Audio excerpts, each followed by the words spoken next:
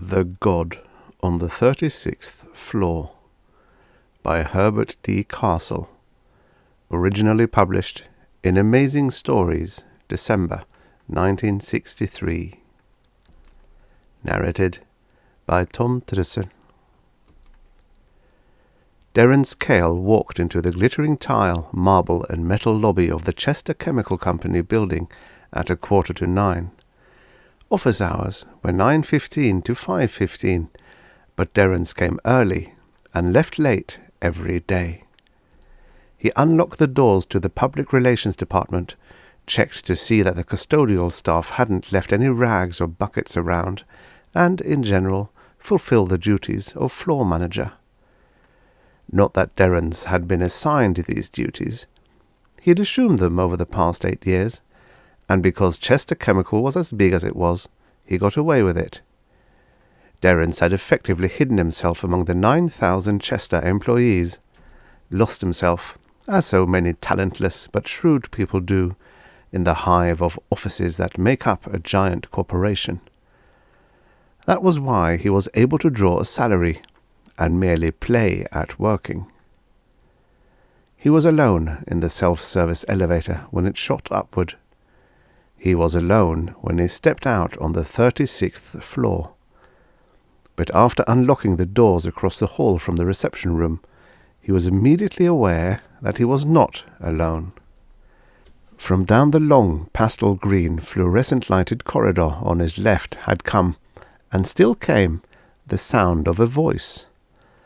A high-pitched male voice, totally unfamiliar to Derrence Cale. There was no answering voice, so the man was using a phone. It could only be one of the cleaning staff, and they'd been warned by management never to use office equipment. Derrence strode toward the voice, heels clicking sharply on the black squares of asphalt tile. The voice stopped. Aha! A little game of cat and mouse, was it? Derrence kept going, watching the seemingly endless line of offices on his right for one with its door open or a light shining through the frosted glass panel. And he saw the light in the office ahead. He stopped, his long smooth face crinkling in a swift smile. He took a quick, silent step and jerked open the door. The man seated behind the desk was middle-aged, fat and solemn. He had bright blue eyes and jet-black hair. "Good morning," he said in his high-pitched voice. "I'm Mr. Zardi." He smiled. "I'd better spell it." He spelled it. "Edwin Zardi. This is my first day." So that explained it, and Derrence was ready to back out as gracefully as possible. But then he noticed how meek Zardi seemed, and decided to stay a few moments. He came forward with hand outstretched. "Welcome aboard, Ed. I'm Derrence Cale. Der to you." They shook hands. "New writer, eh?" Zardi nodded and smiled. Derrence put his hands behind his back and rocked on his heels. "Personnel never bothered to inform me that you were coming. I'll have to check Miss McCarthy. She might have heard and forgotten to mention it." "Is she your secretary?" Derrence said, "Not exactly," and regretted having given in to his impulse to act important. "Well, work's awaiting, as they say in the Ozarks." He chuckled. "Though for future reference, Ed, you needn't come in until 9:15. The hours at Chester Chemical—" "Yes, I know, but I am an early riser. I will be here each morning at 8:30, perhaps earlier." Derrence decided he didn't like Zardi. There was something vaguely foreign in the way the man spoke. Not that he had an accent. It was more a matter of offbeat timing. And that name, Central European in origin. Personnel was getting sloppy. "I'm afraid that's not feasible, Ed. At 8, the cleaning people leave, locking the hall doors. Miss McCarthy and I have keys, but we couldn't allow them out of our possessions." He'd waited 3 years before borrowing Miss McCarthy's and having a copy made. "I do have a key," the fat man beamed. "That solves our little problem, doesn't it?" "How'd you get—" He stopped short. Time to leave. Should never have come here in the first place. This man isn't an ordinary writer. "Is there anything wrong there?" Derrence smiled. Wrong? Of course not. Just thought of an urgent bit of business. Again, welcome aboard, Ed. And again, thank you, Da. Tzadi smiled, somewhat apologetically. And again, that question. What question? Is Miss McCarty your secretary? I answered it, Derrence said, and he found it hard to smile. I said she wasn't. No, Da, Tzadi said, right hand rising, index finger lifting scholastically. You said, and I quote, not exactly. That indicated semi-secretarial status. Derrence was immediately frightened. He fought it by telling himself he was jumping to conclusions. There was no reason in the world to assume that the man was a company spy, especially since Chester Chemical never had been known to employ such methods. He laughed. It was a rich, hearty, booming, self-confident laugh, developed by means of long practice with a tape recorder. Hearing it, he was able to form an answer. Actually, Ed, Miss McCarty is the floor manager. She assigns new offices, as she did this one to you, right? No, Mr. Chester said to choose any empty office that pleased me. Mr. Chester, the founder himself. Derrence opened the door and waved his arm and chuckled and nodded and exuded goodwill and said, See you, Ed. Da? Mr. Tzadi said, rising. He was extremely short, not more than 5 feet, if that. If Miss McCarty is floor manager, what are you? No title per se, Derrence said, and was horrified to hear his shortness of breath, his panicked panting. He fought for control. I work with her. The arrangement is loose, informal, almost unofficial. A typical Chester Company operation. He had the door open now, and stepped through it sideways. You'll soon learn what that means, Ed. We all stay loose here. No rigid adherence to rules. No frenzied competition. No sweat. Get it? Mr. Tzadi's face looked blank. He shook his head. I'm afraid not, Da. Mr. Chester said that each employee has a position, a function, a title, and performs within sharply defined areas. I am listed as public relations writer in the personnel books. You too are listed as public relations writer, $11,000 per annum. A tortured laugh was forced from Derrence Cale. The man had revealed himself as a company spy. Who else had access to the personnel records? He waved his arm again, said, Simply must rush, and fled. His office was at the other end of the floor from Tzadi's. He reached it, shut the door, and slumped into his chair. He was trembling. This was the first time in almost 6 years that anyone had shown true knowledge of his position. The last time had been when old Halvertson, his group head, had called him in and said, Derrence, your work's falling off badly. I'll be justified in recommending you for discharge right now, but I want to give you a fighting chance. We've got the new polio vaccine pamphlet to do, and an important fact sheet for distribution to newspapers. I'll be watching you carefully. But he hadn't. He'd dropped dead 2 days later while walking to the men's room. When word came that Halvertson's group was being dissolved and his writers assigned to other groups, Derrence had decided to make his move. Besser and Trance had been assigned to Gordon. Pete Ward had come to Derrence's office and said, Well, I don't really need an extra man, Cale. You're supposed to be assigned to me. Derrence had expressed delight. But I've got quite a bit of work to clear up before I'm free, Mr. Ward. Ward had seemed relieved. Yes, well, carry on, Cale. Derrence had carried on for 3 months. Then Ward had been promoted upstairs, and the man who took his place never even spoke to Derrence. Derrence carried on, creating the impression, which soon hardened into fact, that he was now overseeing Miss McCarty in her position as floor manager.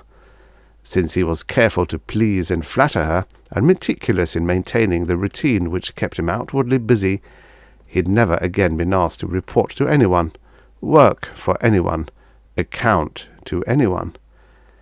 As for his salary, it was handled by total strangers, the fiscal department on the 17th floor, which was as remote from the 36th floor as interior New Guinea. Now this Tzadi came along, and soon the lovely, secure life would go down the drain. And what would he do then? His face went grey, and he whispered, I could go back to writing. He groaned. It was impossible. He couldn't write. He couldn't even sit for the hours necessary for writing. A deal. He had to make a deal with Sardi. 20 a week, for as long as he was allowed to go on this way. Or 30. Maybe even 40. Or kill the dirty little. His voice, hard and shrill, shocked him. He was standing, fists clenched, body trembling, leaning forward as if about to rush to the door and up the hall. He made himself sit down. He laughed, but it didn't come out his hearty, impressive laugh. It was a laugh he hadn't heard since college days, except in dreams, nightmares of the past, weak, frightened, ineffectual, and apologetic. There was a knock at the door. He straightened in his chair, took a deep breath, and said, "Come ahead." The door opened. Mr. Sardi stood there, his round face solemn. "Before you become too involved in your numerous and important duties, Der, I would like to suggest that we have lunch together." Derrence blinked. Yes. How about today?" "Today would be fine, Der. We could talk about the company in our respective positions. You could, perhaps, help me with a rather pressing problem." Derrence relaxed quite suddenly. 12 o'clock. Come by here?" "Yes, Der." The door closed. Derrence lit a cigarette. He no longer trembled. In that luncheon invitation he read a deal.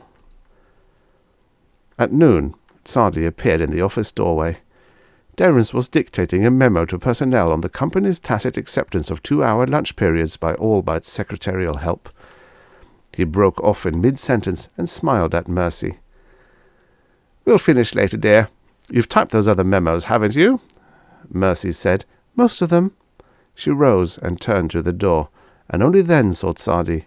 She said, "Hi, Ed," and walked by him and out of the office. Sardi came inside. "Lovely young lady." It was remarkably mild comment compared to what most of the writers said when watching Mercy swinging along. She was 19, and very good to look at, especially from the rear, which was further proof, if any were needed, that Sardi was a company spy type, not likely to be swayed by emotions that moved other men. Yet he wanted something. Of that Derrence was sure. It could only be money. "Yes," Derrence said, "I keep her busy. Memos, dozens of memos." Which was the truth, except that once Mercy brought him the memos, neatly typed, he tore them into small pieces and filed them in his waste-basket. "Is she dependable in her work?" Sardi asked, looking as if he were thinking of other things. "I thought you knew her. She seemed to know you, calling you by your first name." Sardi blinked his eyes. "I met her this morning. You know these young girls, friendly as kittens." Derrence nodded, but maintained his smile. Mercy only looked like Venus. Actually, she was shy and reserved, especially with strangers. For her to say, "Hi, Ed," required a minimum of several weeks' acquaintanceship. That meant she had met Sardi before he came to this floor. That meant she was, unwittingly perhaps, an accomplice of Sardi's, which in turn meant that the fat man had all the information he needed to get Derrence fired. But it no longer bothered Derrence. He and Sardi were going to make a deal. He would bet his life on it. They walked into the hall. Derrence said, "Well, Ed, it's going to be a long, interesting lunch. Shall we splurge and try Manfredo's? They have a degree of privacy which, I'm sure, we'll both appreciate." Sardi nodded. "Whatever you say, Der." "I say Manfredo's." He chuckled.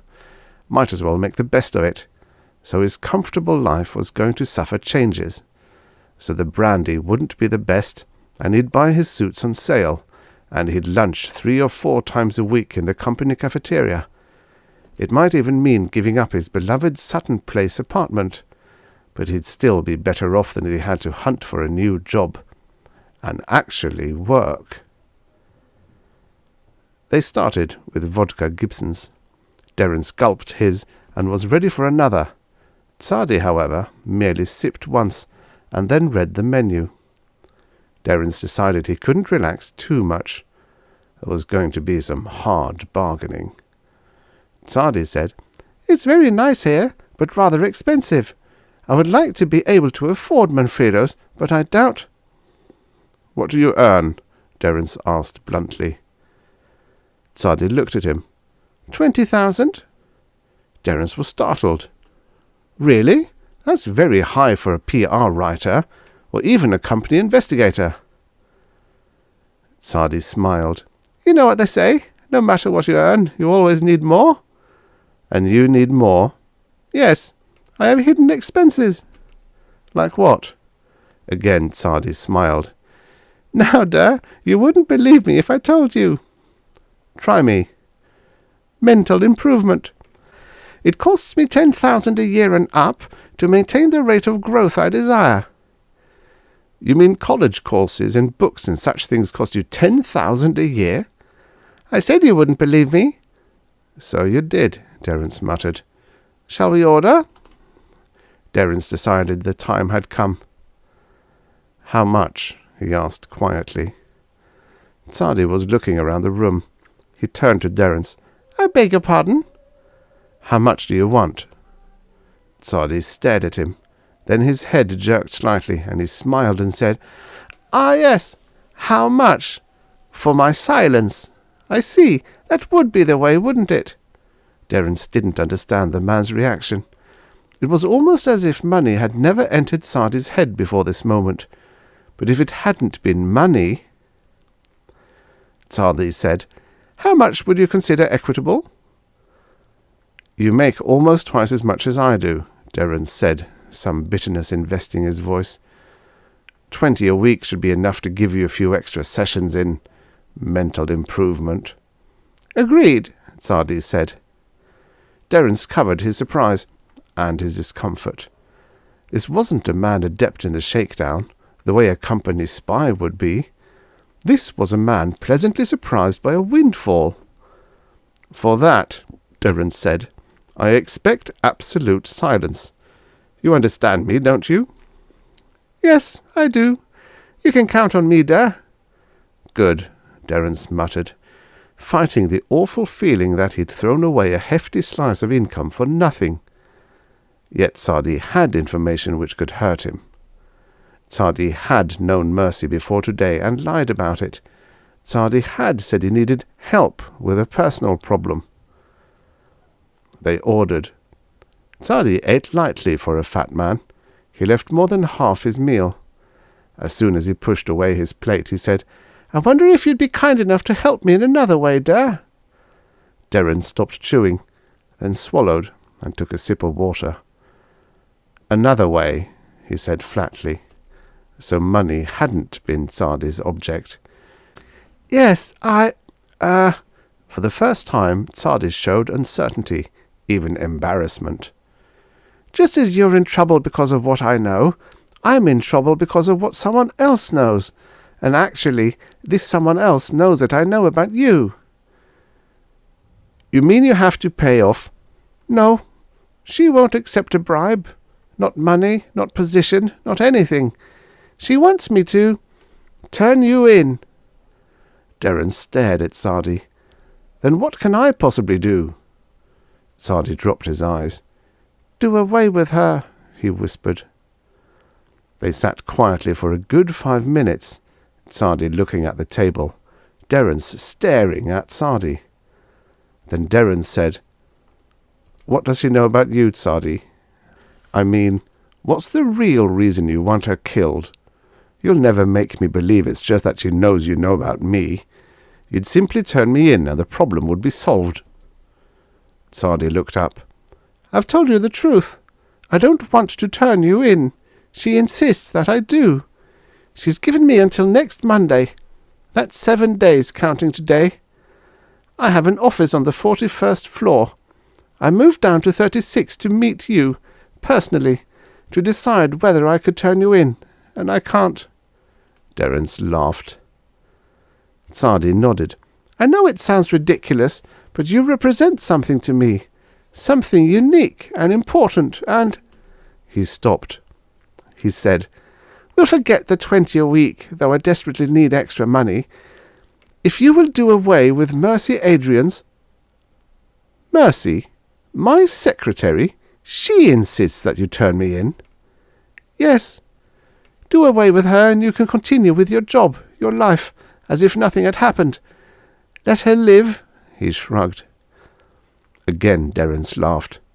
"You assume my job means enough for me, so I would kill for it?" "I hope so," Tzadi whispered. "I fervently hope so." "Well, it doesn't," Derrence snapped, and looked around for the waiter. Tzadi sighed. "Then there's nothing more to be said. I will give you as long as possible, until next Monday. Then I shall inform the proper people." "Big deal," Derrence said, his heart sinking, his stomach twisting. "Better out of work than in the electric chair." "Oh, but I can assure you of successfully escaping detection." "You can?" Derrence said, smiling thinly. He caught the waiter's eye. "And how can you do that?" I can't tell you." "I thought so. Why don't you do the job yourself if you're so sure of getting away with it?" "I'm incapable of such things, just not built for ending life." The waiter came. Derrence asked for the bill. The waiter glanced at the plates half full of food and asked if anything was wrong. Derrence said no, they were merely in a hurry. The waiter said, "But, sir, the management would be willing to give you credit for a meal if, indeed, the food were not absolutely—" Tzadi said, "Will you stop this theatrical nonsense? Don't you know there's no audience left to appreciate it?" The waiter looked at him. "Truly, sir?" Tzadi hesitated, then said, "Except for one. Just one. And does it make sense to expect that one to come in this place of all the places in the world?" The waiter's face was grim. I find it a very painful concept, sir. I know it was bound to happen, that it was the logical goal, and still—" "Yes," Tzadi said. "Now please give us the bill." The waiter wrote quickly and tore the sheet from his pad. He said, "That one, sir. Is he protected?" "No," Tzadi said. "The majority say he must go." "Well, they surely know what is best, but I—" He sighed and walked away. "I too," Tzadi murmured. "I too." "What was that all about?" Derrence asked. He was preoccupied with his own problem, but had heard enough to be puzzled. "You two sounded like a bad mystery movie, members of the underground meeting in enemy territory." "Something like that," Tzadi said. "One what?" Derrence asked. "You said there was only one. And what did he have to do with the waiter offering us credit on an unfinished meal, and why?" "We are members of a rather strange religious order," Tzadi said, looking at Derrence with unblinking intensity. "The objects of our worship are just about extinct, except for one. I recognize this waiter as practicing a certain ritual. Well, suffice it to say, I told him we have run out of gods." "Except for one?" "Yes, one. Just one. And soon that one." "One what? Is it an animal?" "Yes, an animal." "How could he expect an animal to come to a restaurant?" "As man is an animal." "Then it's a man?" "Yes, a man." "To hell with this," Derrence said, getting to his feet. "You're playing with me. I don't know why, but you're—" Tzadi was also standing. "Please do not shout, Derr." His eyes darted around the room. "No one here is shouting. You will be noted." "Noted?" Derrence snorted. "Why the hell don't you learn to speak English? You may have me in the palm of your hand, but you don't speak well enough to be a clerk junior grade." "You are right. It is one of the reasons I need mental improvement." Derrence reached for his wallet. Tzadi said, "Allow me, Derr, please.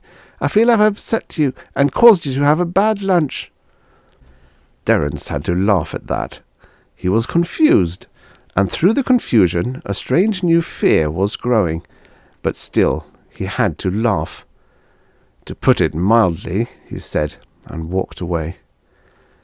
He returned to the office without waiting for Tzadi. Mercy was at her desk typing one of his memos. She glanced up and smiled. "Nice lunch, Mr. Cale?" He stopped. He looked at her. Looked hard. "Yes."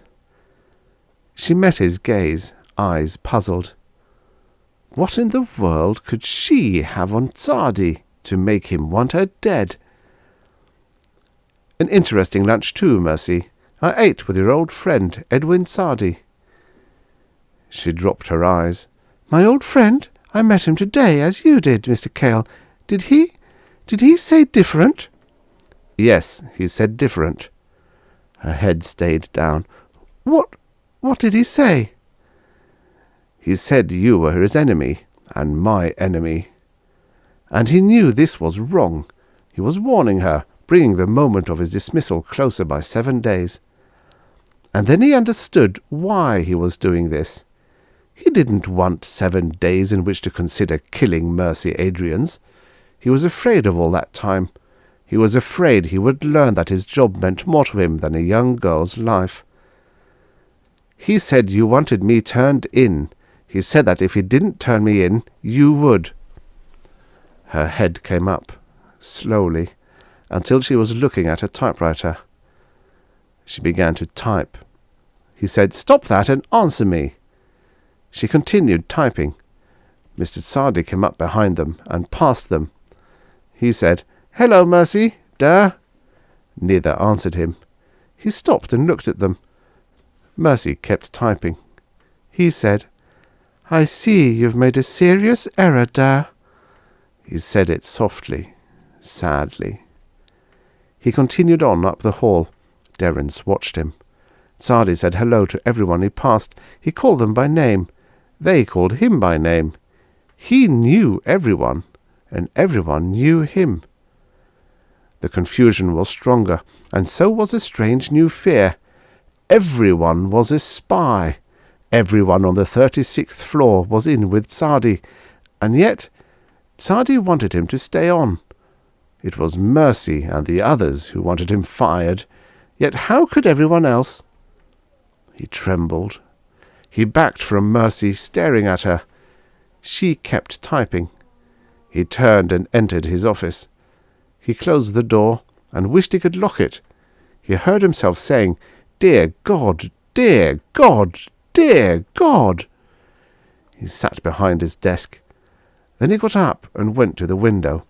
He looked down to the busy street far below, cars and people, millions of them, life going on normally, as it always had. Why then this feeling of being alone? Why then this growing horror of total isolation? "Except for one," Sardi had said to the waiter, and the waiter's face had grown sad, and he had moved away. As sad as Sardi's face when he'd looked at Derrence in the hall a few minutes ago. And the one was an animal, and man was an animal, and he was a man. He shook his head and put his trembling hands together and said, "What is this? You're going to lose your job, granted. Is that any reason to lose your mind too? Sardi and that waiter are religious nuts. They have a symbolism and language all their own. Besides—" Here he laughed, because the fear was coming out into the open, and as soon as it did it was revealed as ridiculous. "Besides, how can you be the last man on earth if Sardi and all the others are here, right here in Chester Chemical? And the waiter and all the millions down there in the streets, and the other millions in the other cities and countries of the world." He sat down. He used his handkerchief to wipe sweat from his face and neck. He laughed, and it was almost his booming, confident laugh. He lit a cigarette and inhaled deeply, and then he began to tremble again. Against all logic, all reasoning, the horror of being totally alone in the world returned. He got up and went to the door. He put his hand on the knob. No, he couldn't open it. He laughed. It was a cracked and shattered sound. He said, "Listen, out there are the typists and writers and executives. Just listen to them. Just listen to the noise." His voice slid upward in a strangled scream. He heard no noise.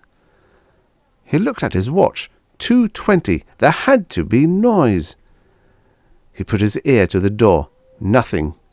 Not a sound of any sort. He backed from the door, both hands over his mouth. He bumped into his desk. His phone rang. He listened to it. It rang and rang. The only sound on the 36th floor. Finally he turned and picked it up. He heard Sardi's voice. "Duh, could you come to my office for a moment?" He said, "What's happening?" He heard himself sobbing and didn't care. He said, "Am I losing my mind? What's happening?" "No, Duh, you are not losing your mind." Sardi's voice sounded as if he too were weeping. "It's just what I tried to tell you before." "Yes, before. Listen, I've changed my mind, if it's the only way. Listen, Ed, I'll do what you said. You know, Mercy, I'll—" "Too late," Sardi murmured. "Please come to my office, Duh." "No." "You must be dismissed, Duh." "Dismissed," Derrence said. "I must be dismissed." He quieted. "That's all that's going to happen, isn't it? I mean, I'm going to be fired." "Then you'll come to my office, Duh?" Derrence took a deep breath. "Yes." The line clicked and went dead. Derrence put the phone down carefully. He rubbed at his eyes, then wiped them with a handkerchief. "I'm going to be dismissed." It was a promise, a hope, now that the horror of something else, something insane and impossible, something infinitely worse filled his brain and chest and stomach. "I'm going to be dismissed." He went to the door. He didn't stop to listen, just opened it. He stepped outside. Mercy was at her desk, sitting quietly. She looked at him. "It's all right, Mercy, I know. You were doing a job. It's all right." His voice rang in the silence of the 36th floor. Mercy didn't answer. Mercy just looked at him. He turned from her and walked up the hall. He passed Miss McCarthy's office. He stopped, moved back, stood in her doorway. He would apologize for deceiving her. She sat at her desk, looking at him. He said, "In a short while you'll learn I abused—" His voice was a squeak in an empty cavern, a footfall on a dead planet. And Miss McCarthy just looked at him, unblinking, unmoving. He hurried up the hall, passing secretaries, writers, executives. All sat at their desks quietly, unblinking, unmoving. All looked at him. He put his head down. He ran and held back the screams rising in his throat. Sardi would explain everything. Sardi would laugh at his insane fears. Sardi would fire him, and then he would ride down in the elevator and go home and have a drink. He reached Sardi's office. The door was open, and Sardi sat behind his desk, unblinking, unmoving. Behind him stood 3 men, taller, better-built men than Sardi. The middle one was looking out the window, his back to Derrence. The man to the right of Sardi said, "Come in, please." He had a long, lean face. It looked sad. Derrence moved forward, slowly, until he was right up against the desk. He looked down at Sardi. "What's it all about, Ed?" Sardi said nothing. "What did you try to do for me?" The man to the right of Sardi said, "He tried to save your life. He'll be dismantled for that. It's a sad thing, of course, him being one of the original 100, but most have been dismantled anyway." "Dismantled?" Derrence said. The fear was immense now. "You mean you don't know? You didn't guess anything, and Sardi didn't tell you?" Derrence raised his eyes from Sardi. "Dismantled?" "Yes, taken apart, destroyed, killed. He lasted longer than most of the original 100 by each year. You understand? He was one of the first 100 made by the original himself. That's why he had defects, stilted speech, squat construction, and most serious, a tendency to romanticize humanity. Even among the latest models, there are a few who feel that way, but once the last human is gone, that problem. Derrence was calm now. The calmness beyond shock, beyond horror. I'm the last human? So we believe. There might be another in India. We're still checking. One more in Sweden is a possibility. But for the records, Derrence Cale was the last human being. Was the last human being, Derrence whispered. The man to the left of Tzadi began to raise his right arm. The man to the right of Tzadi said, "Not yet." Then, more sharply, to Derrence, "We were kinder in a war than you and your people ever were. We created no bloodbaths, no gas chambers, no panic. Over a period of 27 years, we eliminated and replaced. Families lived with our replacements, never suspecting the loved one was an android. We caused almost no pain at all, as you'll soon find out." "Android," Derrence whispered. "Machine." The voice grew curt. "Anything else you'd like to know?" Derrence wanted to ask why Tzadi and the others were so quiet now, and why children still ran around the streets of residential neighborhoods, and, above all, what was the sense in a world of machines? But he asked no questions. These were not people. In man's image, but not man. Their answers weren't for him. "I don't believe you," he said, wanting to hurt them, anger them, wanting most of all to hear himself say it. "I believe it's all a joke, or nightmare, or figment of my insane mind." The man to Tzadi's right held up his hand. A small opening appeared in the palm and grew larger. When it was a hole as large as the wrist behind it, the man said, "Breathe deeply and you won't suffer." "Wait," the man to Tzadi's right said. "He's the last. Let him believe." He tapped the man between, the one looking out the window with his back to Derrence. That man turned and cleared his throat and seemed embarrassed. Derrence heard himself laughing. It was too much. He looked at the man and laughed and laughed. His duplicate, his android self, also laughed. It was the laugh of the true Derrence Cale, weak, frightened, ineffectual, and apologetic. "I'm sorry, sir," the android Derrence Cale said. "I hope I can do as well as you've done." The hand with the hole came across the desk, and something very sweet filled the air. Derrence Cale breathed deeply.